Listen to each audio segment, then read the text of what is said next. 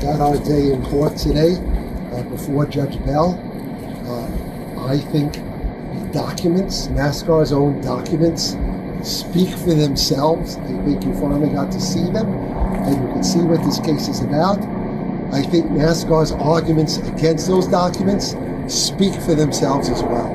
But we are very, very happy to have had this opportunity, and we look forward to Judge Bell ruling on this motion next week. So thank you very much, and I think Michael, if I can impose upon him, will say just a few words. It's hard to believe, but two of NASCAR's most visible teams, 2311 Racing and Front Row Motorsports, are on the brink of collapse. Not because of poor performance, not due to financial mismanagement, but because of a deeply escalating legal and political war over one thing: charters. What was once a simple licensing structure to guarantee teams a spot on the grid has now become the center of what could be the most consequential antitrust case in NASCAR's modern history. And now, with NASCAR making its most aggressive move yet, the clock may be ticking on 2311's and Front Row's survival. Backed by NBA legend Michael Jordan and Cup Series champion Denny Hamlin, 2311 Racing isn't your average underdog. Neither is Front Row Motorsports, a veteran presence on the circuit, but even their clout may not be enough to survive what's coming.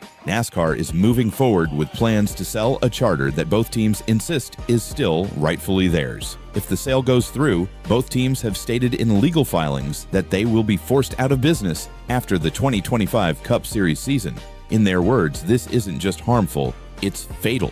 To understand how we got here, we have to rewind to late 2024. NASCAR introduced a new charter agreement that would lock teams into the system through 2031. But 2311 and Front Row refused to sign it, arguing that the terms were unfair and potentially anti-competitive. Their refusal meant giving up the charters they previously held under the current system. NASCAR, seizing on the technicality, decided to reassign those charters, claiming full authority to do so. But the teams didn't back down. They fought back, taking the matter to federal court. In December, the court granted 2311 and Front Row a temporary lifeline. A judge ruled that NASCAR must treat them as if they still held valid charters, at least for the 2025 season. This allowed the teams to retain sponsors, keep drivers on contract, and continue competing without interruption. But that decision was overturned in April. An appeals court sided with NASCAR, stripping the teams of their temporary protection and opening the door for the sanctioning body to act. And act they did.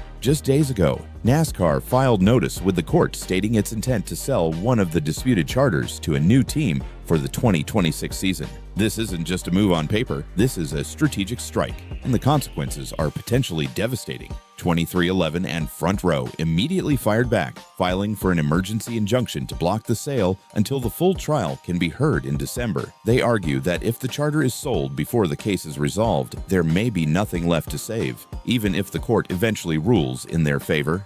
Their position is simple but sobering.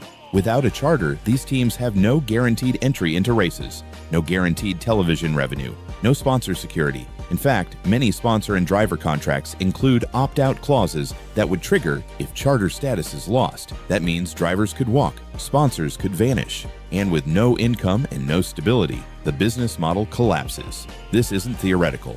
According to redacted court documents, sponsors and drivers are already quietly exploring exit plans, and once they go, they're not coming back.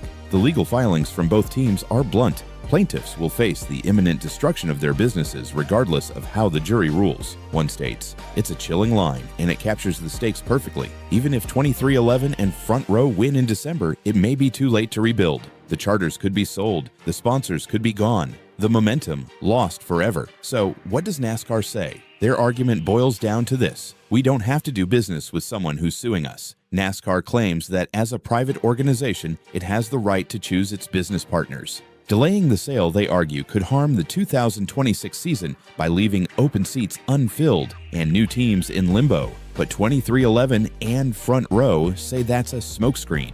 They believe NASCAR is punishing them for standing up and attempting to change the system. At the heart of this case is a question of monopoly, or more precisely, monopsony. The teams allege that NASCAR has used its control not just over the Cup Series, but over racetracks, media rights, and feeder series to squeeze out competition and enforce compliance. They claim that NASCAR bought up rival track operators like ISC and Bowman Gray, then forced exclusivity contracts on others, such as Speedway Motorsports. This, the teams argue, was not healthy competition. It was systematic domination.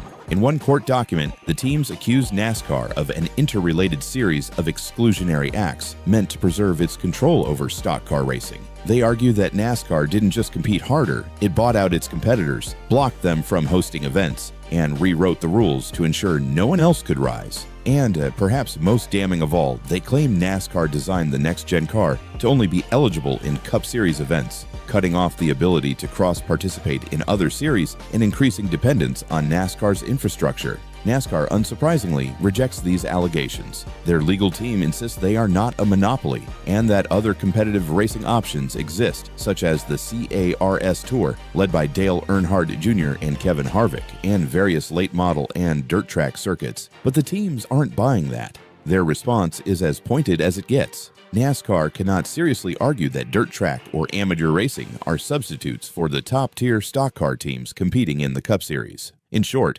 racing somewhere else isn't the same. It doesn't offer the money, the exposure, or the prestige. That's why the charter system is everything. It's not just a license, it's a life raft. It guarantees revenue, it guarantees access, and in this modern era of corporate sponsorships and media rights, it guarantees relevance. Take it away, and a team becomes little more than a well-funded outsider, locked out of the biggest show in stock car racing.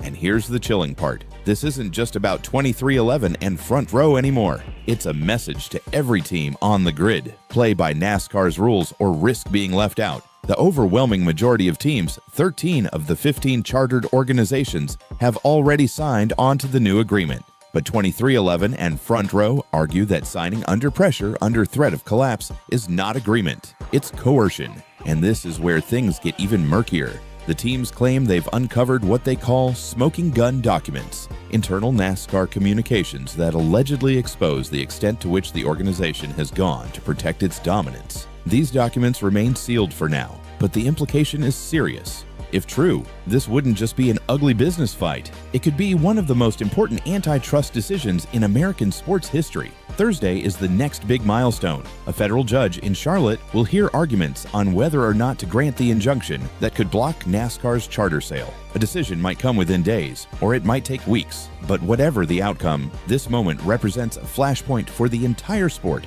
If NASCAR gets its way and sells the charter, the clock starts ticking on 2311 and Front Row. If the judge stops the sale, then NASCAR is forced to continue doing business with two teams that are suing them in open court. Either way, there's no easy resolution. There's no tidy ending, just a storm that's growing stronger with two teams standing in its path and an entire sport watching from the sidelines. So here's the big question. Is NASCAR defending the integrity of its sport, or is it crushing dissent to protect its empire? Are 2311 and Front Row rebels without a cause, or are they the only ones brave enough to challenge a system that may be rigged from the inside?